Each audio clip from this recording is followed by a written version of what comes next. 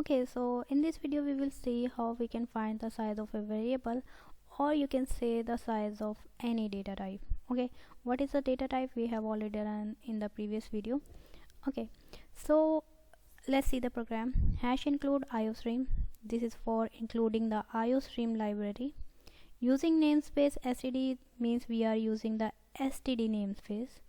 Then int main function. Here I have declare a variable a, right, of integer type. Okay, so यहाँ पर सी out में हम print करा रहे हैं डायरेक्ट क्योस में लिखने का मतलब क्या है कि प्रिंट पर डायरेक्ट ये लाइन प्रिंट होगी, साइज ऑफ इंट इज़। इसके बाद हम एक और चीज़ प्रिंट करा रहे हैं, साइज ऑफ। इसके अंदर हमने क्या लिया है, वेरिएबल, जो कि हमने यहाँ डिक्लेयर किया था।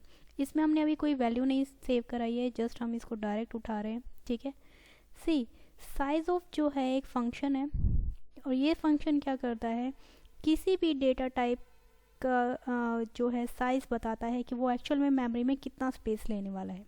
ठीक है, अब यहाँ पर मैंने एक वेरिएबल लिया है ए, और ए जो है वो इंटीजर टाइप का है। साइज ऑफ ए मतलब मैं इस वेरिएबल का मीन्स अगर ये ए है उसके लिए एक्चुअल में मेमोरी में कितना स्पेस है वो हम आइडेंटिफाई कर रहे हैं यहाँ पर। और क्योंकि ये ए इंटीजर टाइप है, ऑब्वियसली इंटीजर टाइप बताता है कि एक्चुअल में मेमोरी में उसको कितना स्पेस मिलने वाला है। ठीक है, तो ए को कितना स्पेस मिला है ये आइडेंटिफाई करेगा साइज ऑफ फंक्शन।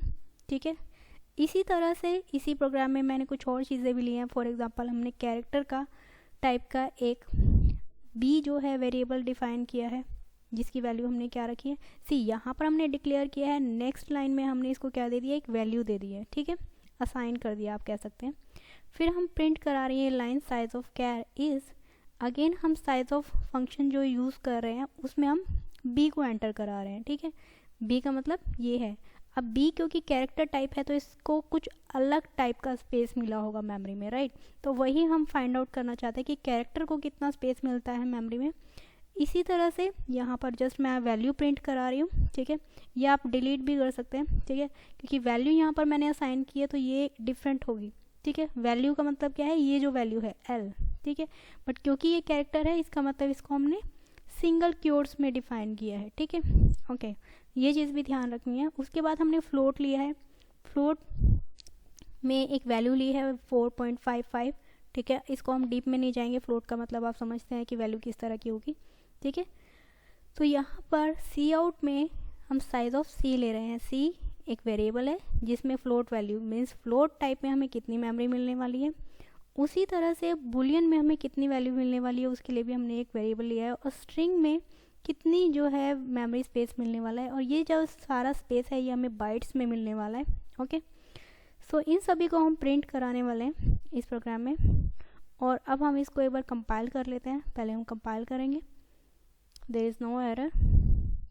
अब इसको हम रन कर लेते हैं, सॉरी शिट। ओके, सो सबसे पहले हमने क्या लिया था, integer. Size of int is 4।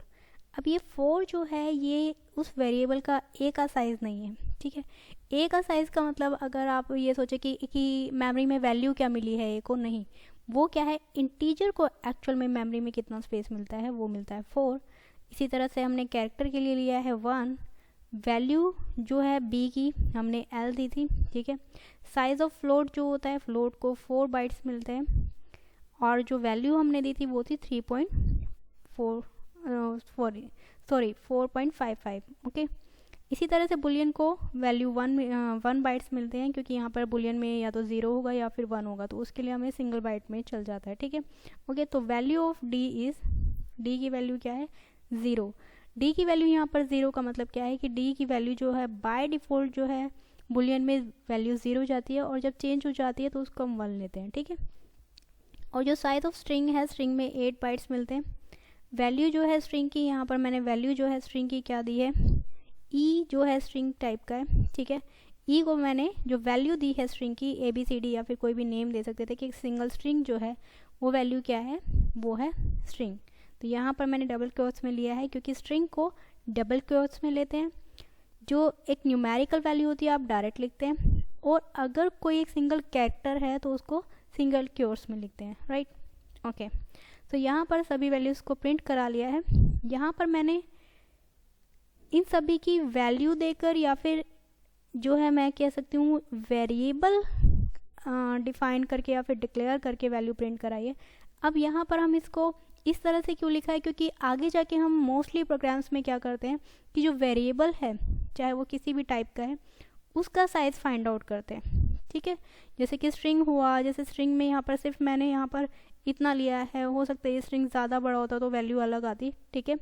तो यहाँ पर कहने का मतलब क्या है कि नॉर्मली हम इस तरह से लेते हैं, बट इसको हम एक्चुअल में क्या फाइंड आउट करें, डेटा टाइप। तो अगर हम साइज़ ऑफ डेटा टाइप लिखें, ठीक है, डेटा टाइप का मतलब क्या है कि अगर मैं इसमें वेरिएबल नहीं डिफाइन करती, फॉर एग्जांपल हम ये लाइन डिलीट कर देते हैं, ठीक है। ये सभी पर एप्लीकेबल है, मैं जस्ट एक एग्जांपल दिखा रही हूँ आपको कि मैं डायरेक्ट फाइंड आउट करती हूँ कि इंटीजर को एक्चुअल में मेमोरी स्पेस कितना मिलता है without defining the any variable, ठीक है। तो यहाँ पर अब क्योंकि वेरिएबल ए भी नहीं एग्जिस्ट करता है तो उसको भी हम डिलीट कर देते हैं।